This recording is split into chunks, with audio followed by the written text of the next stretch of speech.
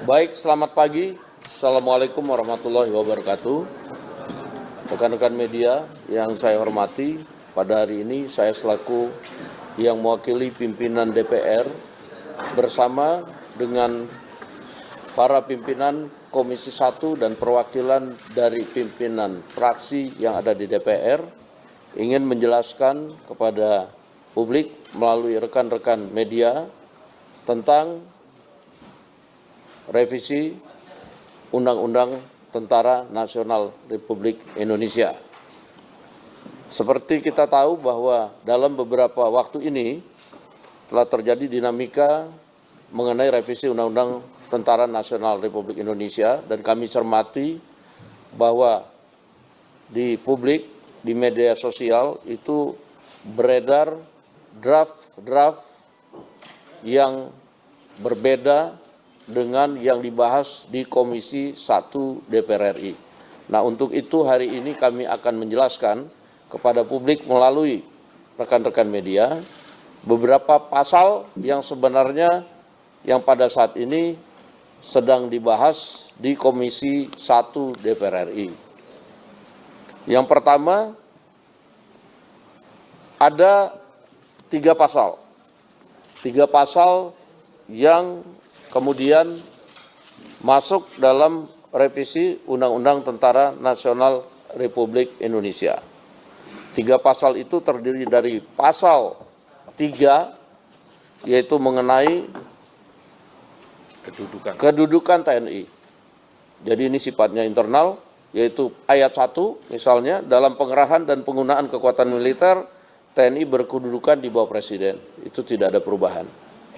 Kemudian ayat 2-nya, kebijakan dan strategi pertahanan serta dukungan administrasi yang berkaitan dengan aspek perencanaan strategis TNI itu berada di dalam koordinasi Kementerian Pertahanan.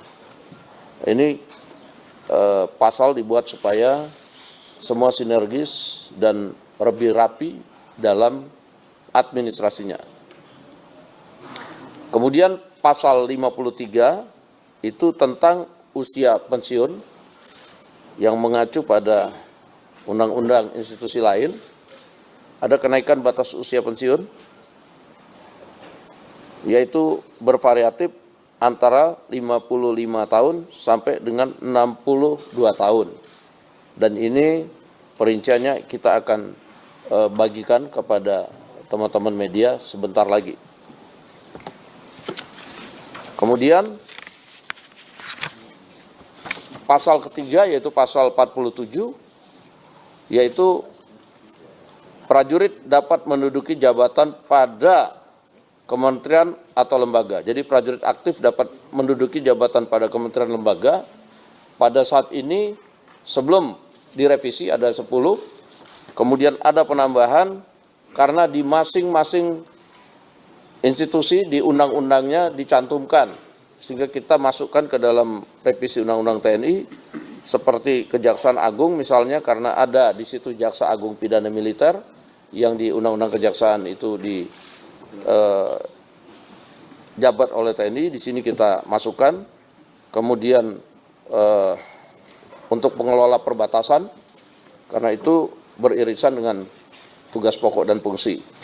Dan ini bisa dilihat nanti pada draft yang akan kita bagikan ke kawan-kawan media. Kemudian selain itu pada pasal 47 ayat 2, selain menduduki jabatan pada kementerian atau lembaga sebagai pada mana dimaksud pada ayat 1 yang tadi saya sudah terangkan, prajurit dapat menduduki jabatan sipil lainnya setelah mengundurkan diri atau pensiun dari dinas aktif keprajuritan. Jadi dalam revisi Undang-Undang TNI itu hanya ada 3 pasal, yaitu pasal 3, pasal 53, dan pasal 47. Jadi nggak ada pasal-pasal lain yang kemudian di draft yang beredar di media sosial itu saya lihat banyak sekali. Dan kemudian kalaupun ada pasal-pasal yang sama yang kita sampaikan itu juga isinya sangat jauh berbeda.